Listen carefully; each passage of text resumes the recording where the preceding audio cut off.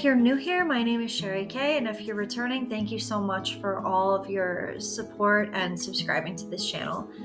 So, May of last year, I had surgery and I was away for a while. I didn't really tell you guys why I had surgery, so we're just going to get into this today. This isn't going to be a long, drawn-out video.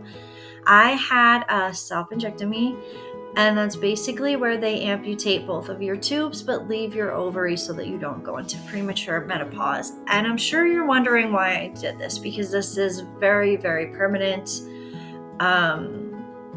Really different from having your tubes tied. So one of the biggest reasons was because of my health, because I'm always on medication where you should not get pregnant on these medications. And because I know that my lupus would go completely insane during a pregnancy, and it's not a health problem I wanted to deal with. And the biggest reason was because I'm unable to take any kind of hormonal birth control.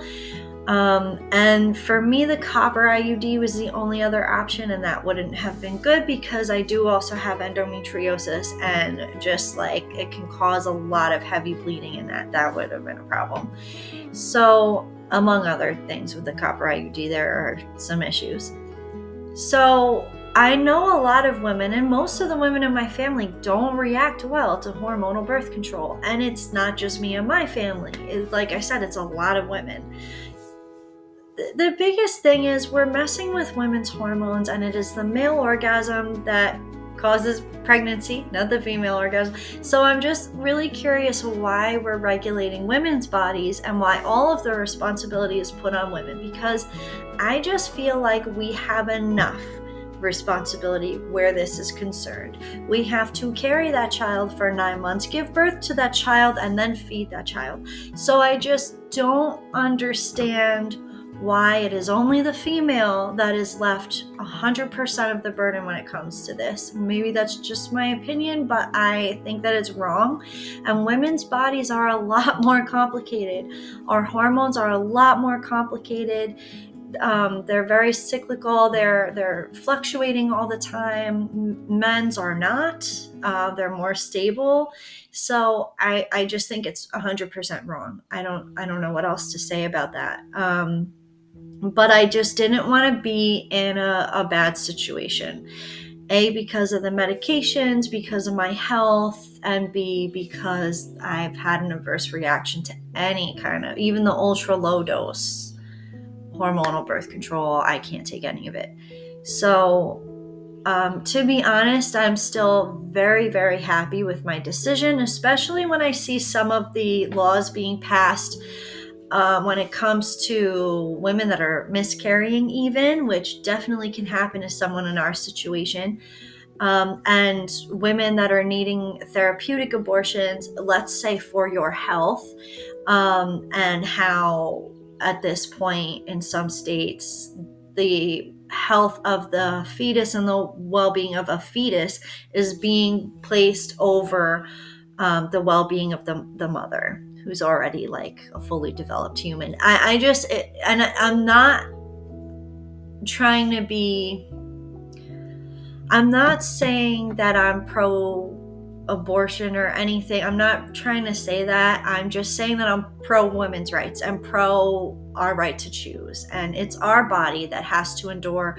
9 months of that, and childbirth and everything else that comes with it, postpartum depression, all these things women go through, not men.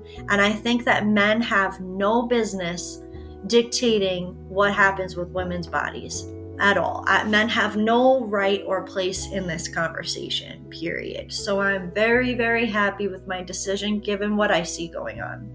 That's just my opinion. I don't generally like to get political on here, and I'm really not. I feel like people these days are very extremist in their political views. I don't think there's a liberal answer to everything or a more kind of conservative or Republican answer to everything. I think people are very much extremists. It's either one way or the other, and I just don't think that works. But that's just my opinion. But I think women should have agency over their own bodies. So again, if I ever did want to have children, I mean, I'm turning 37 in a couple of days, so I could have a surrogate, and I think that's probably the best option for someone with my health issues, to be honest with you. And especially at my age. But I am 37, and I've dealt with so much with my health that maybe I never have children, and I'm okay with that, to be honest. I'm really okay with not putting myself in that kind of position where I have to rely on a man in a patriarchal society to do right by me and for my quality of life and standard of life, because let's be real, at a certain point after you are pregnant and give birth and everything, you can't work, so you're relying on that other person. I just don't like that idea at all. So that's where I stand with this. Let me know your thoughts in the comment section. Please be polite to everybody. I'm really hoping there aren't a bunch of men in my comment section making misogynist comments, but you're just gonna make yourself look stupid, so go ahead. All right, guys, stay strong. And if you're a woman and you're watching this and you're considering whether you should do this or not, I think given this situation with women's rights, a number of women are choosing to do what I chose to do. If you have health issues and that's one of the reasons, and you're not able to take hormonal birth control safely, I think you need to do what's right for you. Don't let a man or anybody else, society or anybody, tell you what's right for you. Sit down and really think about what is the right choice for you and for your body and your physical safety. Because again, many times in these states, different states, they're putting the welfare of a fetus over the mother. So that's just, I think, really scary. All right, stay strong, ladies. It's tough out there.